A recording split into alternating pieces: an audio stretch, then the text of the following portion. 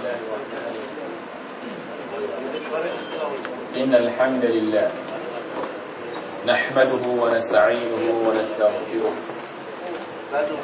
ونعوذ بالله من شرور أنفسنا ومن سيئات أعمالنا من يهده الله فلا مضل له ومن يضلل فلا هادي له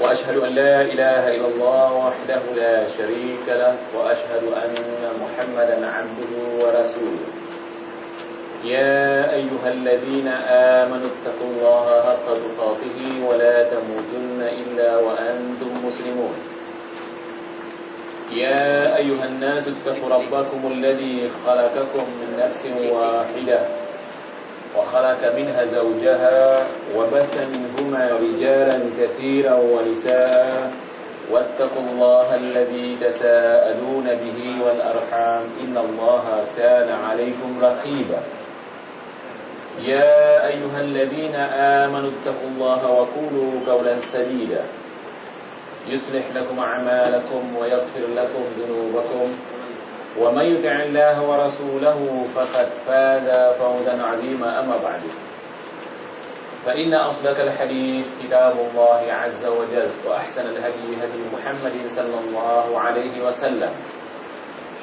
وشر الأمور محدثاتها فإن كل محدثة بدعة وكل بدعة ضلالة وكل ضلالة في النار. Hadirin hadirat jamaah yang dirahmati Allah Subhanahu wa taala. Sabar meminta supaya pada malam ini kita sambung Wahabi bahagian kedua ataupun siri kedua. Ana minta maaf walaupun di minggu yang lalu saya umumkan agar kita berbincangkan tentang ibadah korban. Tapi menurut kameramen kita tadi, ini akan disidikan dan terus akan disebarkan.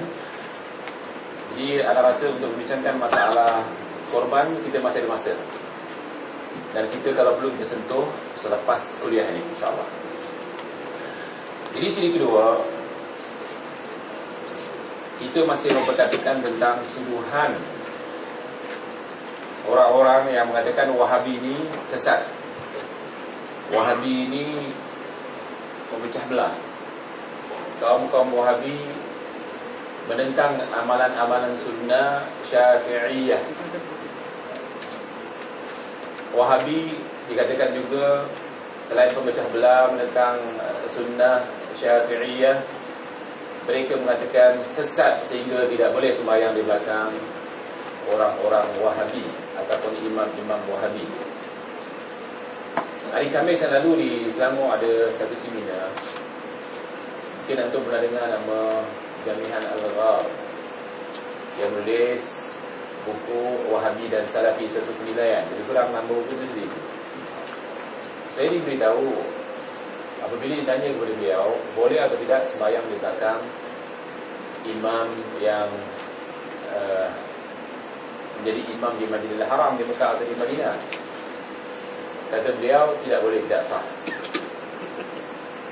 Ini bermakna anggapan mereka, orang-orang yang dianggap sebagai Wahabi, akidahnya batal kafir.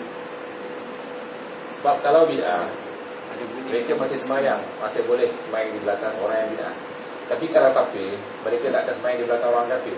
Jadi kalau ini satu kenyataan dari pihak JAKIM, maksud saya daripada pihak orang yang berkenaan dalam JAKIM, ini satu tuduhan yang bahaya. Bermakna orang yang dikatakan yang sudah dianggap sebagai Wahabi itu kafir, sebab tidak boleh sembahyang di belakang orang kafir. Jadi ini kita perbetulkan. Sebab kita sampai sekarang bertanya kepada orang yang menuduh sembarangan tentang Wahabi, apa ciri-ciri Wahabi? Kalau orang yang mempunyai ciri-ciri yang mereka sudah labelkan sebagai Wahabi itu Wahabi, seperti menentang tahlilan, yasinan, maulidan, ziarah kubur dan sebagainya. Jadi kalau orang yang agak Wahabi kerana ada ciri-ciri ini, tentulah yang tak ada ciri-ciri ini bukan Wahabi. Betul tidak? Yang tak ada ciri-ciri bukan Wahabi. Jadi kalau pahaman melihat satu pahaman pada ciri-cirinya, saya nak tanya, betulkah antum seorang Syafi'iyah? Betulkah antum mengaku mempertahankan fiqh Syafi'iyah, ibadah Syafi'iyah, sedangkan ciri-ciri Syafi'iyah tidak ada pada antum?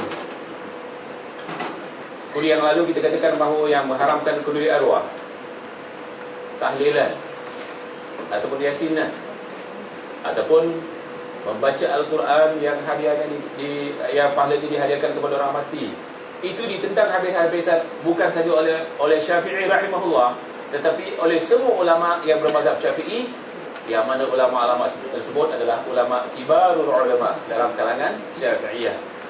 Berapa ulama kita dapatkan di Bukhari? 13 ulama. Mereka semua sepakat mengharamkan, ijma' sepakat mengharamkan, tidak boleh membaca Al-Quran yang pahalanya dihadiahkan kepada orang mati. Tidak boleh buat kenduri arwah, kerana erti kenduri arwah perjamuan. Panggil orang ramai-ramai, hidangkan makanan, sebelumnya ada apa? Membaca Al-Quran, berzikir dan berdoa. Ini dinamakan kenduri ataupun kenduri arwah. Ini jelas diharamkan. Kalau Imam Syafi'i mengharamkan perbuatan itu, orang-orang yang dikatakan Wahabi berpegang kepada apa yang difatwakan oleh Imam Syafi'i, bermakna yang layak dikatakan Syafi'i itu yang dikatakan Wahabi. Sebab bagi antum yang punya ciri-ciri ini orangnya. Yang punya ciri-ciri Wahabi, Wahabi. Tentulah yang punya ciri-ciri Syafi'i itu Syafi'i. Jadi anak nak tanya kepada antum mempunyai ciri-ciri Wahabi ke ciri-ciri Syafi'i? Tentulah mereka mengatakan mempunyai ciri-ciri Syafi'i, tapi ciri-ciri Syafi'i tidak ada pada antum. Bermakna antum tidak layak dikatakan Syafi'iyah, kerana antum melabelkan orang-orang Wahabi bila mengamalkan ciri-ciri yang dikatakan inilah amalan orang Wahabi. Begitu juga mereka mengatakan orang-orang Wahabi ini melarang ziarah kubur. Tetapi bila anda dekati orang-orang yang mengatakan Wahabi melarang ziarah kubur, rupanya mereka tidak tahu istilah kuburi yang ditulis oleh Muhammad bin Abdul Wahab dan ulama-ulama sebelumnya seperti Syafi'i, Maliki, Hambali, Hanafi, itu ada istilah kuburi di dalam kitab mereka. Tetapi dia, orang yang menuduh kita ni sebagai Wahabi sesat, rupanya mereka tidak tahu istilah kuburi. Jadi istilah kuburi, mereka sangka melarang orang ziarah kubur. Saya yakin, antum juga yakin, tidak ada satu ulama, hatta orang jahil melarang ziarah kubur, betul tidak? Siapa sini boleh melarang ziarah kubur? Walaupun antum tak pernah menulis